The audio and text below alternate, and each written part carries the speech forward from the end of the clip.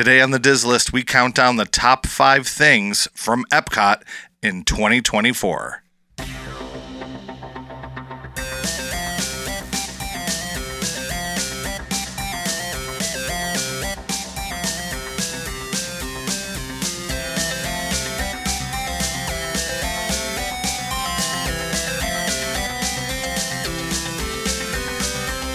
Welcome to the Diz List, the podcast that lists everything in Walt Disney World. I'm Nick. I'm Rob. We did it.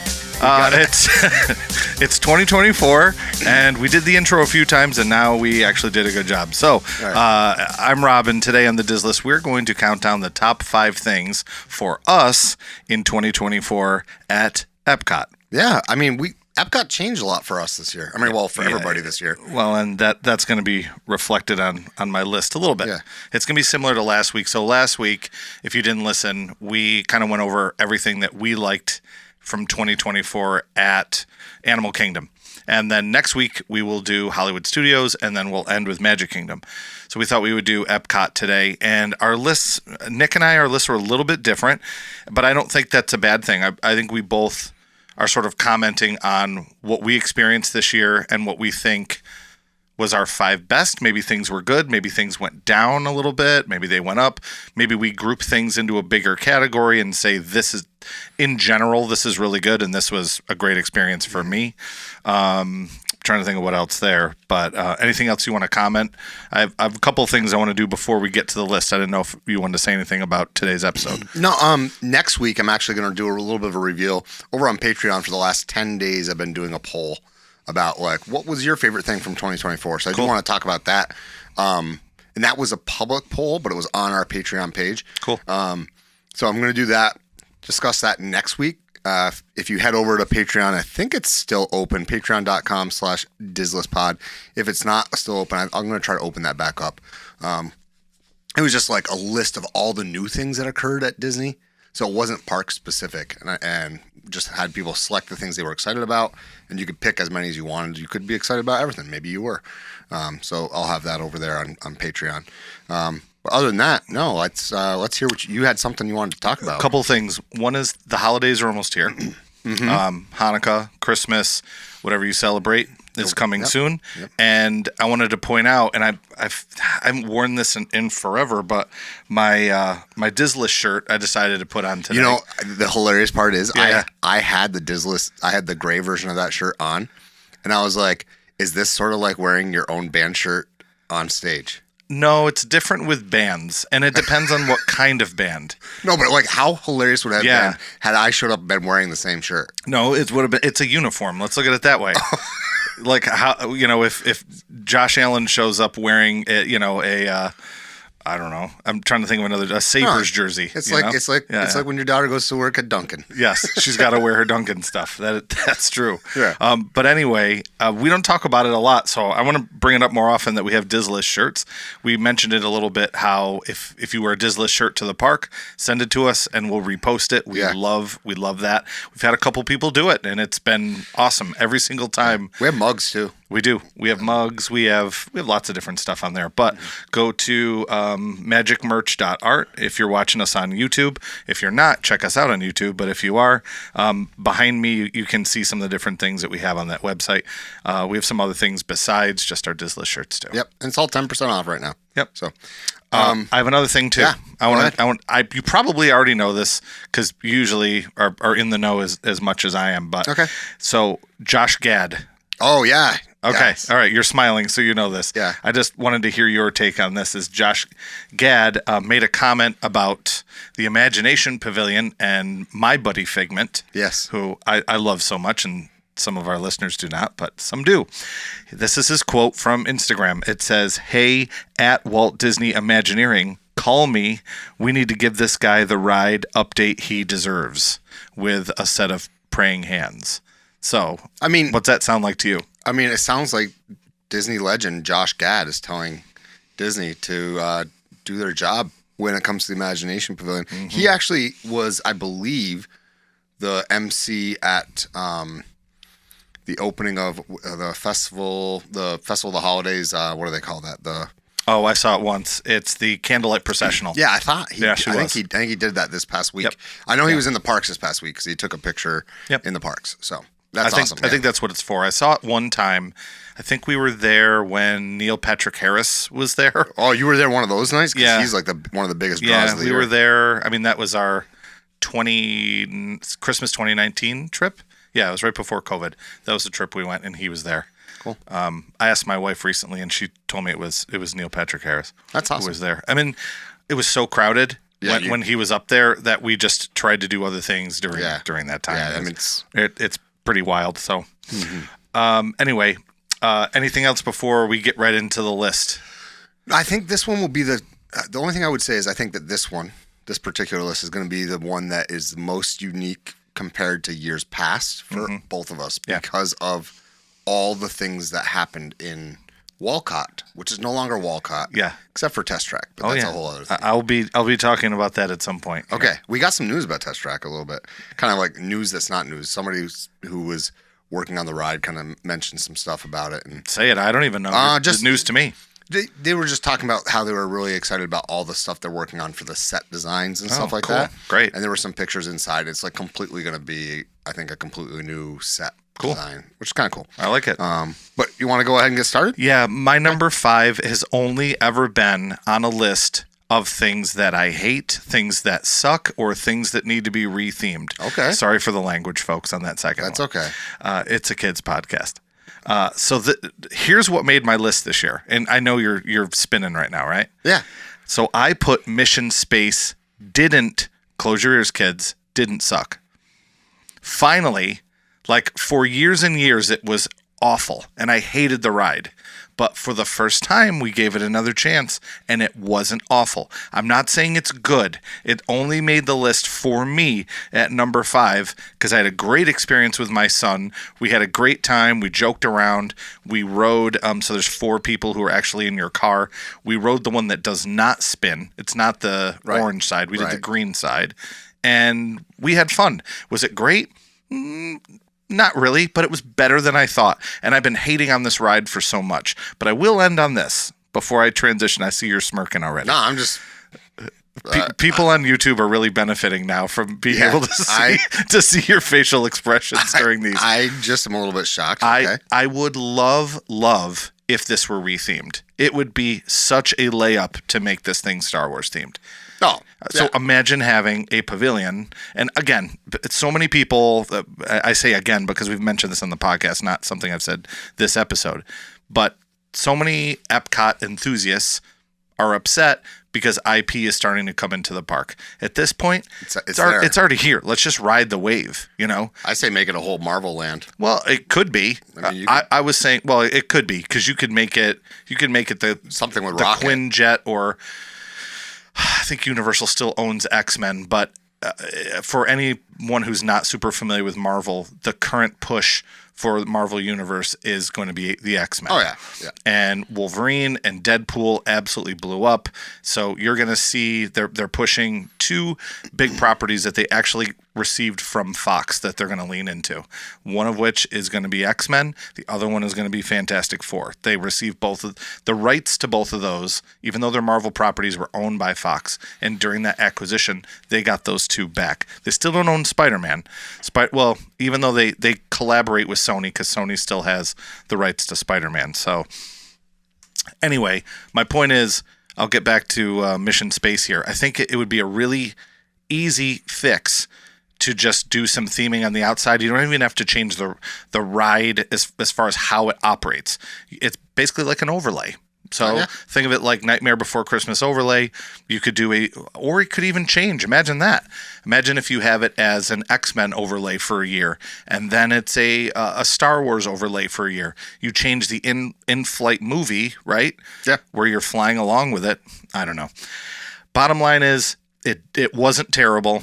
Okay, I'll try to use better language here. It wasn't terrible, and I had a good time on it, and I really think there's potential. Don't bulldoze it. I don't think you need to. I think the outside looks fantastic. I don't really know anything about Space 220, but again, that could be another cool tie-in. right? Yeah. If you tied in with any other of those IPs. No, So I don't disagree that you're not making a face anymore. So that I think I kind of talked you into it a little bit. I mean, you haven't talked me into writing it. Okay. but I mean, I can understand. I was hoping I did. So I can understand why it's not on your. I can understand why it's on your new list or your list for this year because of, you're right. We both collectively have really dissed this ride a lot. Yeah. And the fact that you didn't have a bad experience is kind of like having a good experience. So, yeah, it's a good thing. You're welcome. The reason I wrote it is my son was like, Dad, let's do it. We haven't done it in a long time. And I said, all right, let's give it a shot. Right. And I was pleasantly surprised. That's the good. end. I'm good. Passing the ball to you. I'm glad. My number 5 is one that is only at number 5, and I thought it was going to be higher, and then I experienced it. And that is Moana Way of Water. Yeah. So Moana Way of Water is a really cool, nice new addition to the park, in my opinion. I know a lot of people hate on it. My biggest issue with it is the new Maharaja Jungle Trek. Yeah. And it's too crowded, because I said something to my wife before I left. It's like, so what's yours, for the top 5 at EPCOT this year? And I said, what about Moana? Because she didn't mention it. She's like, yeah. She's like, it's kind of like the new Tigers. And I was like, yeah, I can't disagree. She said it was super crowded. She's right. And people just gather around the one thing. And she's like, honestly, adding more humidity to the air, that doesn't really make Florida more comfortable in the summer. Yeah. She's not wrong there. But it's unique. It's nice. I think it's a cool walkthrough attraction. I don't necessarily get the idea of the walkthrough attractions in general. But like, for instance, somebody was complaining on Threads, I think it was. So not Twitter, but Instagram's answer to it, or Meta's answer to it. And they were saying like how much they hate this attraction. And somebody said, yeah, it's so stupid. And I don't understand why anybody would enjoy a queue to nowhere. Right. Sure. And so but here's the Swiss Family Treehouse. Hold on, but here's the best part. Yeah. Somebody, because the internet never forgets, went back in this person's like lines and stuff, and like went through all their threads and found that they had made a comment about how Disney World better not touch or change Swiss Family Robinson Treehouse. Oh my God. So they're like, all they did was reposted a screenshot of that with the quote, "This you." I was like, that's perfect, because it's exactly what it is. Checkmate. It's EPCOT's version of Swiss Family Robinson, know? And look, it's better than that. It's more than that. Yeah. But I think what I like about it is that it does give you something for like kids that are. EPCOT's not a kids park. I mean, it is, but you know what I mean. It isn't, but it's getting there. Right. It's more of a grown-up park. It's certainly after 3 p.m. If you're in World Showcase, it's a grown-up park. Yeah. But this is a way for kids to have something, because Journey into Imagination isn't anything that's getting those kids really excited. Yeah, Nemo's pretty dated now too. And you do have the movie there, the 3 or 4D, the one where you go in, you sit down in the theater, and the theater actually moves. It's over by the Imagination Pavilion. The Pixar, the Pixar Film Festival? Yeah. So that one, that's kid friendly. But like, honestly, like a lot of them, like, Living with the Land, you can go on that with a kid, but it's not kid friendly. No. You can go on Grand Fiesta Tour with kids, and sure, you've got Frozen and you've got Remy's, but like in that front of the park, there's not really something to get kids excited. Yeah. And I think that's what Moana does. And it's a good spot for the meet and greet. I like it. It's not great. If I feel like if it was better controlled, crowd control, or there was a way to keep people moving, then it would be higher on my list. But number 5 for me is Moana Way of Water. There is one more for kids, but I'm going to get to that a little bit later. Okay, yeah, go ahead. So go ahead. What's your number 4? My number 4, speaking of kids things, is the Frozen. I put Frozen Ever After Sing Along, and I know that's 2 totally different things. Yeah. I told this story previously on the podcast, so I will give the quick version of this story, where we rode Frozen on our most recent trip, and we were in the front row, and the rows behind us was a big group of adults who had been enjoying lots of post 3 p.m. Beverages, and they were and we weren't mad at all. We thought it was hilarious. They were singing, and some people would not find it hilarious though, but they were singing full volume through the entire ride. Right? Yeah. It was funny, and it depends on what kind of mood I'm in, because sometimes I would be super annoyed, but we thought it was funny, so we definitely put a great exclamation point on this, because they sang the whole time, and when we went down the what do you call it, right by the, I don't know. It's a drop. It's a drop, yeah. When we went down the drop and they take the picture, we all made funny faces like we were singing at the top of our lungs. We were all like, yeah. So YouTubers can see the funny face that we made, but yeah, we all made a funny face. And if they had PhotoPass, they're going to see the people in the front row. Yeah, making fun of them. But we had it was great. It was great.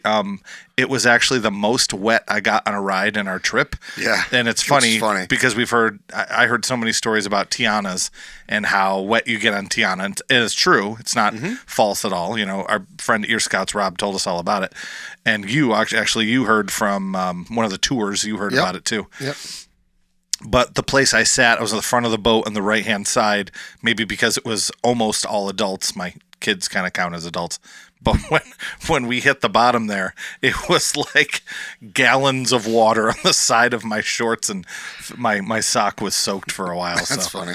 But not in a bad way. I mean, you know, we go back outside and it's 95, so it's it's not awful. But we had a great experience. For me, it was number 4 for things that I experienced on the trip. And this isn't really top rides. It's just that was our kind of our number 4 for this year for us. So why don't you hit up your number 4 before we do the break here? Yeah, sure. My number 4 has to do with characters. You know, Moana's meeting over there, and that's great and all. But we did some character meet and greets we haven't done before. We've heard about, but we didn't really think about doing them prior because my kids aren't really into the whole Winnie the Pooh thing. But we happened to be in the UK pavilion. And I was like, yeah, we should just go around the backside of the see if they're actually greeting today or at this point. And it's so quiet back there. Nobody even realizes there's a meet and greet half the time. But you go back and you're in like, I think it's Christopher Robin's bedroom is what you're supposed to be in. Mm-hmm. But it's Rabbit and Pooh is who we met. And it was just awesome. And my sister-in-law is a big fan of Winnie the Pooh. And so that was really cool for her. But they went in, met Winnie the Pooh and Rabbit. And then also my daughter got to meet in the France pavilion, got to meet Belle in her blue and white. So not Belle, like not yellow. Right. Not Princess Belle, but like prior. Yeah. And so that's always a cool meet and greet. I think that EPCOT doesn't get enough credit for their meet and greets because they're kind of like impromptu. You know, you've got Pooh catching butterflies over on that one grassy area. Oh, yeah. Next to the land pavilion. You've got over in World Showcase, you're going to see Belle in her blue and white. You're going to see Alice in the UK. Sometimes in Germany, you see Snow White. Sometimes you see, who else do you see over in Germany? Cinderella sometimes? Not Cinderella. I can't remember. But you see so many different unique characters. And then if you're lucky enough, and this happened to me, not this past trip, but a trip ago. So I'm not going to, this doesn't count as this past trip, but there's like where they do the character training. They come out from where that is back in that old festival space. Oh, area, yeah. And they'll come out and they'll do a whole bunch of unique characters there. I met the crazy looking cat from Pinocchio. Figaro. No. Oh, the bad guy cat. Yes. Yeah. Or the wolf. Oh, gosh. Yeah, man. But anyway, I met him and Pinocchio was meeting, and Geppetto was over there. And then on the other side of the walkway were more standard fare characters, but like you don't know what you're going to see in Epcot. And I think it's kind of cool. What I would love to see them start doing, because listen to us, Disney, 2025 needs to be the year of the walk around character. Mm-hmm. You're doing all this construction. You're doing all this stuff and Universal has got Epic Universe coming out. Walk around characters. I want walk around characters in each pavilion. I think that would be cool. Like even if you were to do it every month, other than besides June through September when it's blazing hot, like have a random walk around character that is a Guardian of the Galaxy character, right? Just have like Why not? They do. Yeah. California Adventure has right, it. It's great. And I understand it's Epcot. People will get over it. They'll get over it. They'll scream loud. The loudest people are not generally the majority, so they'll be fine. And then over in the World Showcase, you could easily have more of those characters walking around, more of the characters that are appropriate for that. Like have Pinocchio and Geppetto walking around in Italy. Why not? Or Germany, because technically the book they base. I know it's weird. It's so it's bizarre. both. I know. Yeah. But anyway, yeah. Characters for me were my number 4 of the year at Epcot because we had some really cool experiences that we had never experienced before. So we're gonna head off to the halftime show. Yep. The halftime show, as always, is brought to you by our patrons. You can go to www.patreon.com/DizListPod.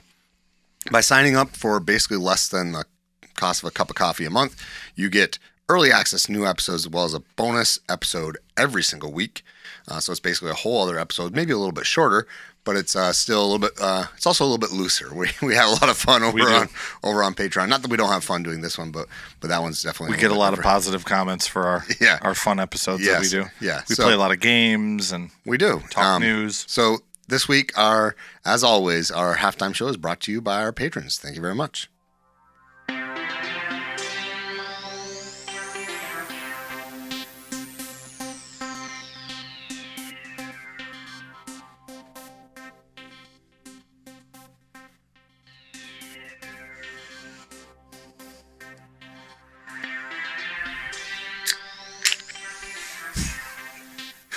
Oh, welcome back.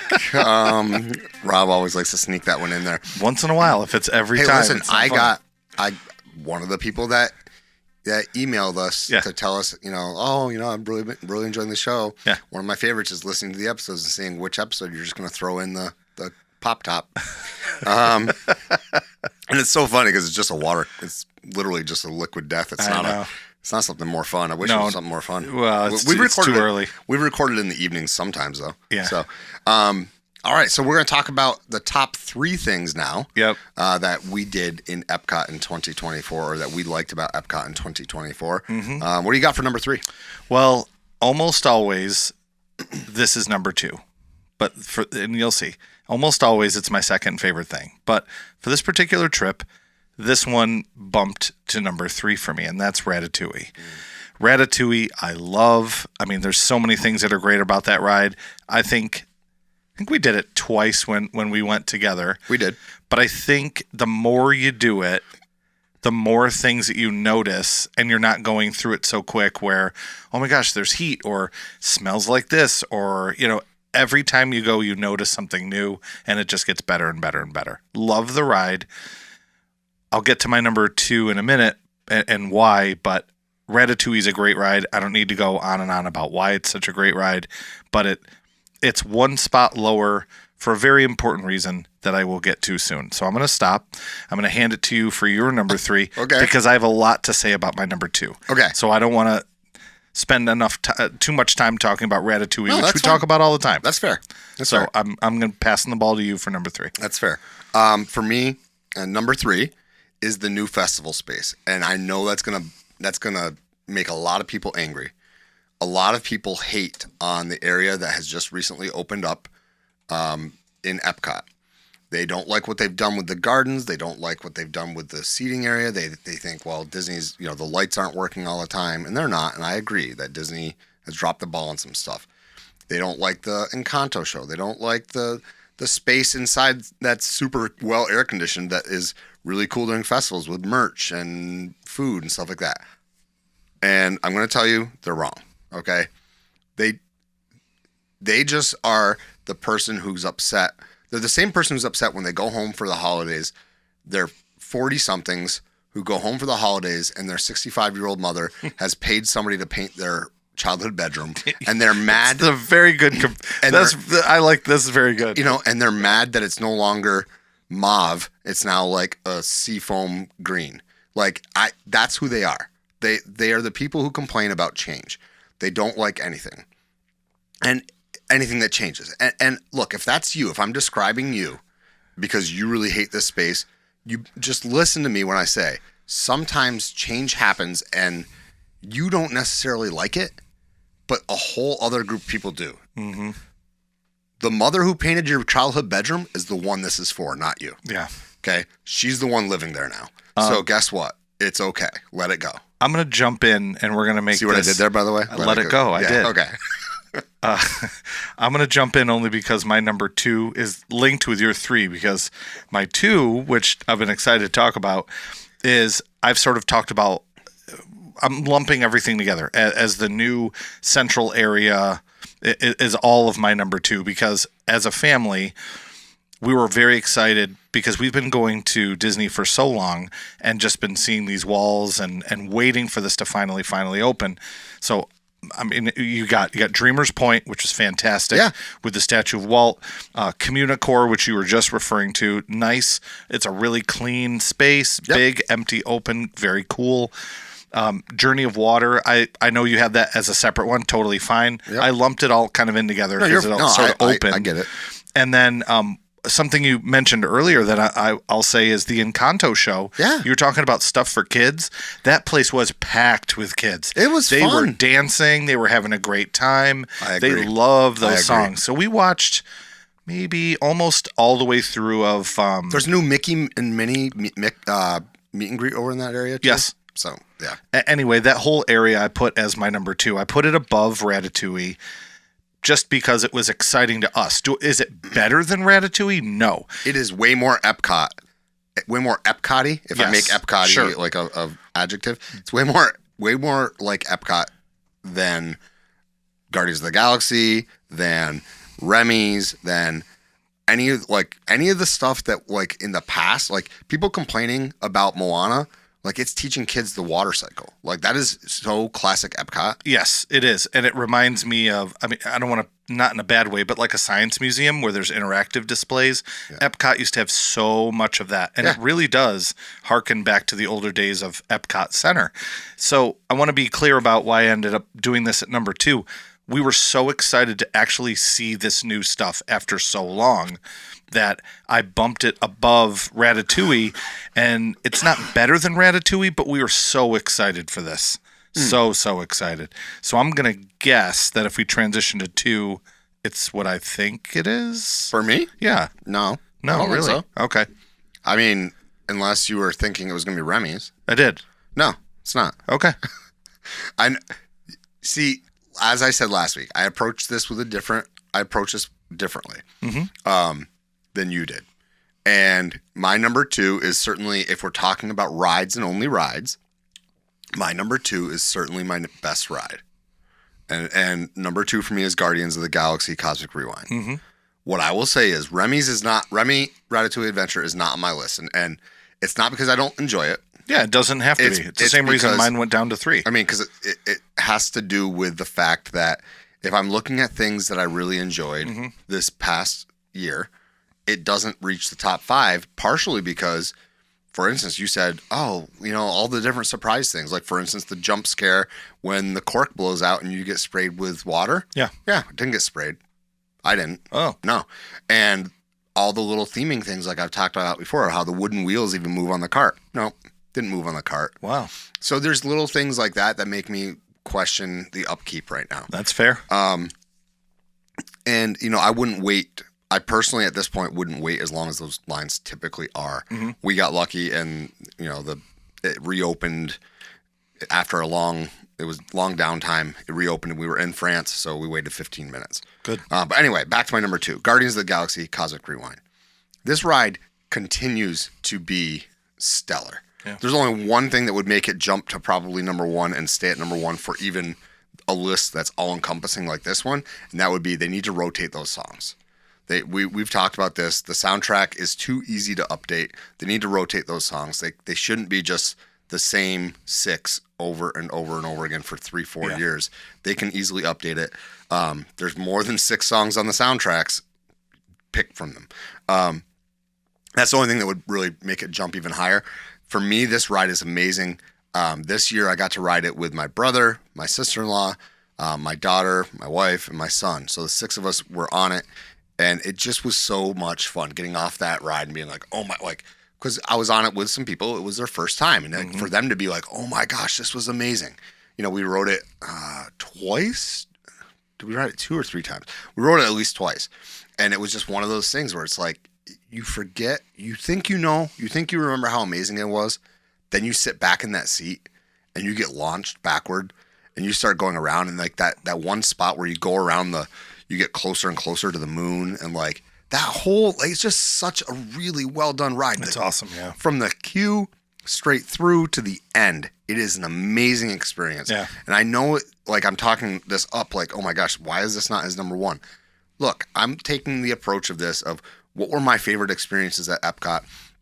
Why do I think you should go to EPCOT in what do I think you should have done in EPCOT in 2024? And while certainly Guardians of the Galaxy, you definitely should have, otherwise it wouldn't be on this list. It's just not my number one thing, because if you missed out on this, you could still have an amazing time if you do some of the other things that I'm going to mention in number one. But Guardians of the Galaxy, Cosmic Rewind, I'm going to go ahead and give it to you because I'm assuming. Yeah, it's my number one too. And we were very lucky this year because my favorite song, my daughter's too, is the Tears for Fears, Everybody Wants to Rule the World. Absolutely love it. And we got that 2 times in a row. And it's just magical when that song comes on. But you're right, though. They could rotate them, absolutely. And there's a slight amount of anxiety before you get on the ride because you're like, man, I want a good song. Because there's a handful of them I don't like, and I won't get into it. But we got Conga this year, and I thought I would hate it. I actually liked it. There's really only one. I think I've had 4 out of the 6 songs. And we don't go very often. I mean, we go once a year. Sometimes we ride it twice, but there's really only the Blondie song I don't really like. It doesn't really fit at all. But the rest of them I think are fine. You know, Conga's good. I think the rest of them fit. So yeah, I don't have to go on and on about it. It's my number one. It's a fantastic ride. Best ride in all of Disney. I mean, that's high praise, and I would agree with you that it is the best ride in all of Disney. I wonder though, do you think, what's your, we're moving along at a decent clip, so I want to just, not that I want to get off on a huge tangent, but my question for you is, do you think we'll ever see a time they do a holiday overlay? You know what I mean? Like it's holiday. How easy is it for them to play holiday music in that? It is, but I feel like if they do a holiday overlay, they'd have to get the cast back together, and they'd have to do something that would lead in with the holidays, because they do have that holiday special that the Guardians did. So, what are the chances? Probably 50-50. Yeah. I just think it'd be cool. It'd be really cool, I think. No, I agree. But do like a little holiday overlay. Or if they can't get all of them, because somebody's trying to steal Christmas, not the Grinch, obviously. Dave Bautista has said that he's done with Drax. It's a lot to put the makeup on, and he doesn't want to do it anymore. But you could get 2 or 3 of the characters to do some quick little overlay at kind of the tail end of the queue to lead them in for something that has to do with their holiday special, and it would work perfectly because they already have that holiday special on Disney Plus that it could just easily tie in and have, Last Christmas or, whatever different songs that are just Christmassy upbeat songs that they could use. I'll say this. Bautista's got a price. Everybody's got a price. Oh, yeah. And so you might say you're done with the makeup. Mm-hmm. Let's call it like it is. It's a bargaining chip. Yeah. If Disney comes a calling and says, we want to make another one, I'm sorry. You know what I mean? I'm not trying to say everybody's got their price, but look, man, everybody has their price. They call up Dave Bautista and say, we'll give you X number of Disney vintage lunch boxes. He collects those. Oh, yeah. I don't know if you knew that or not. Yeah. They'll be like, okay, we have these vintage lunch boxes from the 1960s. Yeah. We have one that Walt actually ate lunch out of. He'd be like, I'm there. Yeah. You wouldn't even have to pay him. You just give him the lunch box and he'd show up. Yeah. I don't think anybody would be surprised about my number one and what the type of thing my number one is. You know that when we go to Disney, a big part of our vacation experience is food and just like enjoying each other's company around food. What I would say is that it's always important for me to step back and recognize that not everybody can sit at table service restaurants. So actually 2 of my 3 things, because I lumped something together for number one, was food in general at EPCOT. That's fair and a great idea. I actually was thinking of that too. 2 of my 3 main things that I want to talk about are not table service restaurants. And then the third one, which is a table service, is a cheaper table service. there's nothing better than breaking bread with other people, sharing that experience, and it can be super fun, and it's a way to relax when you've been walking around the biggest park all day long. So we did Via Napoli with my brother and sister-in-law, and had an absolute blast. I forget every time that I have a gap where I haven't gone there in a while. I forget how amazing that place is. It is phenomenal. The people are great. The waiter we had was awesome. It was just so much fun. Then you've got the crepes, the quick service crepe window over in France was like some of my family, it was like their favorite meal they had the entire time they were there. It was like amazing. And then they have a new one, which I think is brilliant. Why they didn't do this before, I don't know. But over in that area that just opened up, around Communicore, I think it's like if you leave Communicore, then it's like around the corner. There's a kiosk called it's basically the Ghost of Christmas Past, but it's the festival. It's festival favorites of festivals past, or favorites of festivals past. Really? And it's like I don't know about this. This is cool. So during festivals, they will bring back stuff from past festivals so like festival holidays, they currently have like 3 or 4 dishes that are not being served in the countries that served them prior. Cool. But they are there because they were so popular. So like for instance, I could see a time when Canada says, you know what, we're tired of having to do the beer cheese soup. So like ew. What? Not my thing, man. Sorry. I know. Pretty freaking good. Yeah, it's you've never had like a cheese. I believe you. You've never had a cheese soup? No, I'm not a fan of You never had like I'm a broth. No, I'm a broth guy. Everything has to be. It's like chicken noodle, beef broth. So you're one of those based. disgusting soup guys. Yes, I love them. I load them up with vegetables and broth, and I don't like the thick soups. It's not my thing. Yeah, I generally don't like soup in general, but anyway. Oh, I do multiple times a week. Yeah, well, that's good for you. Somebody's keeping Campbell's in No, business. I make it myself. Yeah, okay. So you're buying broth then, right? Yeah. Okay. And then somebody's keeping Swanson in correct. business. Okay. That is a correct statement. All right. So I love this idea that what they have is a stand dedicated to bringing back old festival favorites. We were there this year for the first time in a while. There wasn't a festival going on. It was like probably the first time in 4 years. It was the first trip. It might have been the first trip we've been to where there wasn't a festival going on. And so we kind of like those stands, but they're just not open or whatever. But this one happens to have stuff, and it's. I think when we were there, they were serving stuff from I can't remember which past festival booth it was, but it was one of the ones it's either the one that's like the smoky meats or the other. It doesn't matter. My point is they had really cool past festival foods in there, and it made it. I don't know. It just made it really cool to go in and be like, oh, I can have that. I can have a festival food, even though it's not a festival going on. It's brilliant. It's a great place to be. That's another one that is honestly pretty cheap for Disney. So 2 of them were quick service, and I didn't even throw in the fact that you have Connections Cafe. Oh yeah, that is relatively new. It's not new this year, but that creperie, the Best of the Fest. I'm going to call it the Best of the Fest kiosk, but it was basically the Ghost of Festivals Past kiosk. Yeah. And then Via Napoli, like if you are somebody who wants to just have a good time with family, and like you are not going to get a table service meal in my mind for cheaper than you can get at Via Napoli. That's just I don't think you can. I don't know how you can do it. When you were there, I texted you. I said, find out if they have anything that's gluten free because I want to eat there. Not much. Yeah, I know. It's okay. I mean, it's all right. all real pasta and all real, really good pizza. But yeah, so that was my number 1. You got any honorable mention? Yeah, you mentioned food in general. When I was putting the list together, I was thinking of how great the food is in all the different countries in Connections Cafe. So I had that, and then I also had, just because I love it and I have a hard time making a list and not putting it on the list, is Spaceship Earth. But it's still kind of clunky and it's in need of a little bit of love. But I just like giving it a shout out because it's such a classic ride. So yeah, I would say my honorable mention would be that Disney is listening and recognizing that maybe festivals Maybe having a food festival that runs for 8 months is a little silly. So I suspect that we are not that far off from hearing about another festival. I think we will always have there's going to be a time where we're always going to have a fest. Maybe there's like a week or two in between them. But I think we're going to get a summer fest soon. I really do. That would be great. So, I would say my honorable mention is that Disney kind of is making preparations for that. So, but it's been